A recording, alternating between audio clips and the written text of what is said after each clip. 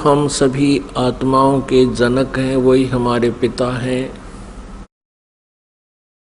इसी परमेश्वर में वो सभी गुण हैं। त्वमेव माता च पिता त्वमेव बंधु च सखा त्वमेव विद्या च द्रविण त्वमेव सर्व मम देव देव। ये सर्व देव देव यही परमात्मा है जो सभी भगवानों का भगवान है, सबका मालिक है। अब प्रथम बार कोई श्रद्धालु ये वचन सुनता है कि कबीर देव, कबीर साहब पूर्ण परमात्मा है, परम अक्षर ब्रह्म है, सभी ब्रह्मांडों के रचयिता हैं, तो ये बात, ये वचन कुनीन की तरह जीवा पर रखे नहीं जाते।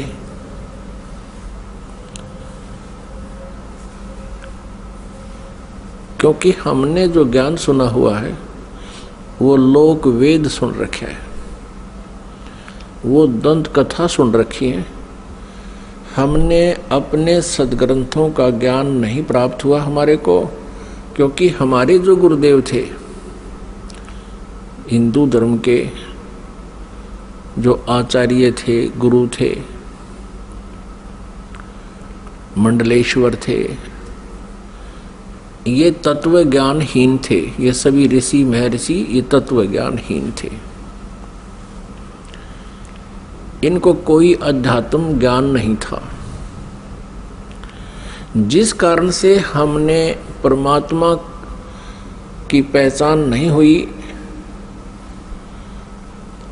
और लोक वेद के आधार से जिस भी किसी देव को पूर्ण परमात्मा कहा गया उसको हमने सत्य मान लिया। क्योंकि जो आचार्य होते थे, हिंदू धर्म के गुरु होते थे, वो संस्कृत भाषा के ज्ञाता होते थे और हमारे सभी सदग्रंथ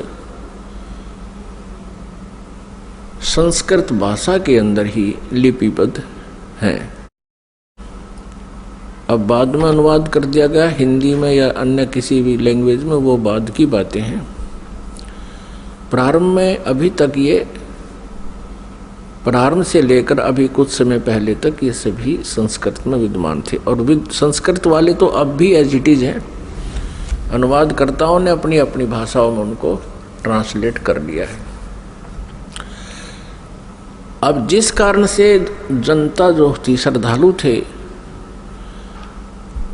वो उन गुरुओं पर, आचार्यों पर, मंडलेश्वरों पर विश्वास करते रहे कि ये संस्कृत के ज्ञाता हैं, संस्कृत बहुत अच्छी धारावाहिक बोल लेते हैं और सभी सदग्रंथ भी हमारे संस्कृत भाषा में लिखे हैं। जिस कारण से उस गुरु जी के विषय में कोई भी हमारे अंदर जो शंका उत्पन्न नहीं हुई, अविश्वास नहीं हुआ कि ये गलत कह रहा है।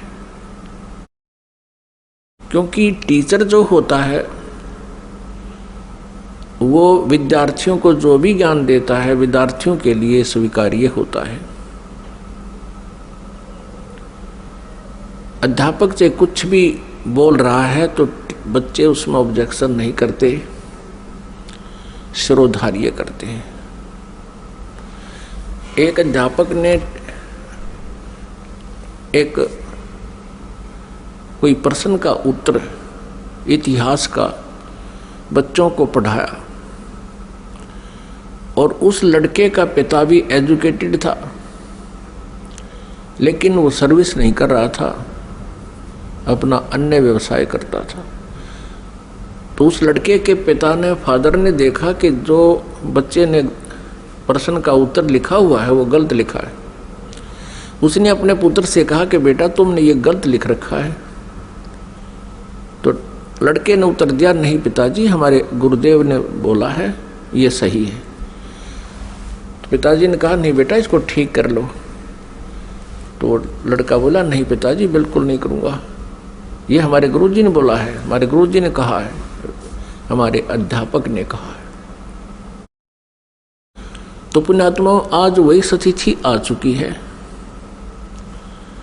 ये जितने भी आचार्य गुरु थे ये भाषा संस्कृत तो अवश्य जानते थे, लेकिन आध्यात्मिक ज्ञान से ये अपरिचित थे, जिस कारण से ये आज तक भी हमें हमारे सदग्रंथों के गूढ़ रहस्यों को नहीं बता पाए।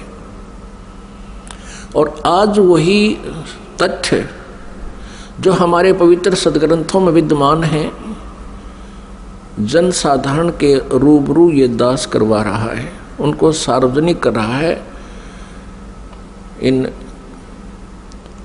सीडी के माध्यम से, प्रोजेक्टर के माध्यम से और पुस्तकें बना करके। अब उन गुरुओं को, उन आचार्यों को समस्या उत्पन्न हो रही है जो अभी तक लोक वेद सुना रहे थे, दंत कथा सुना रहे थे। वो क्या कहते थे, कोई तो कहता था कि Shri Vishnu ji is complete God, ये विष्णु जी ही सर्व समर्थ भगवान हैं और यही 3 रूप धारण कर लेते हैं। ब्रह्मा जी के रूप में ये सृष्टि करते हैं, विष्णु जी के रूप में ये सतीथि करते हैं और शिव जी के रूप में ये संहार करते हैं। कोई कहता था कि भगवान शिव महेश हैं, महेश्वर हैं, देवों के भी देव हैं, यही सबके उत्पत्ति करता है और यही 3 रूप धारण करके इस ब्रह्मांड का संचालन कर रहे हैं। यही अखिल ब्रह्मांड के नायक हैं, मालिक हैं। ब्रह्मा जी का रूप धारण करके ये सृष्टि करते हैं, विष्णु जी का रूप धारण करके ही ये सतीथि करते हैं और स्वयं शिव रूप में ये सबका संहार करते हैं। इनके कोई माता पिता नहीं है। तो ये लोक वेद था, ये दंत कथा थी। हम इनको सर्वेश्वर महेश्वर कहा करते थे। पुण्यात्माओं, जिस मार्ग पर हम चलते हैं, हम अपना सफर तय करने के लिए उद्धत होते हैं, तो उसकी जानकारी हमें थोरोली होनी चाहिए, कंप्लीट होनी चाहिए, फिर उस पर चलने का लाभ है। और यदि हम जाना चाहते हैं हिसार से दिल्ली और हम चल पड़े हिसार से सरसा की ओर, तो हमारा चलना व्यर्थ है। चाहे हम कितनी स्पीड से जा रहे हैं, कितनी गाड़ी को दौड़ा रहे हैं, वो व्यर्थ है। और किसी कारण से आप हिसार से और सिरसा जा रहे हो और रास्ते में कोई इत्तेफाक से कोई व्यक्ति मिल जाता है, पूछ लेता है कहाँ जा रहे हो जेंटलमैन,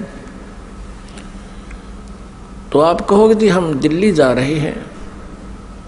वो व्यक्ति आपसे ये कहे कि ये दिल्ली वाला वे नहीं है, ये दिल्ली मार्ग नहीं है, ये तो आप उल्टा जा रहे हो, सिरसा साइड में पंजाब की तरफ जा रहे हो। तो उस जेंटलमैन को विचार करना चाहिए कि ये व्यक्ति ऐसे क्यों बोल रहा है, क्योंकि वो तो अपने हिसाब से दिल्ली जा रहा है, लेकिन उसकी अपनी सोच है कि वो दिल्ली जा रहा है, लेकिन मार्ग गलत है, उसकी दिशा गलत है। तो उस जेंटलमैन को, उस भद्र पुरुष को चाहिए वेरीफाई करे।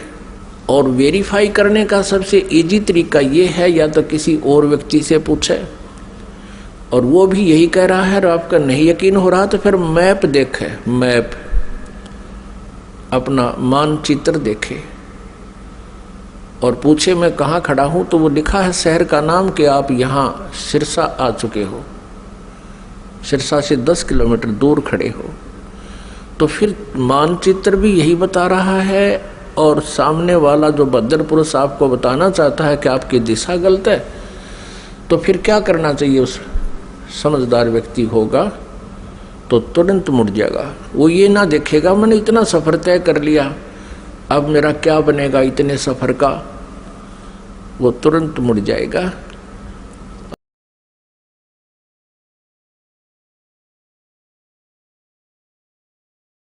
हमारा वीडियो आपको पसंद आए तो लाइक करें, कमेंट करें, शेयर करें। गुरु रियल गॉड यूट्यूब चैनल को सब्सक्राइब अवश्य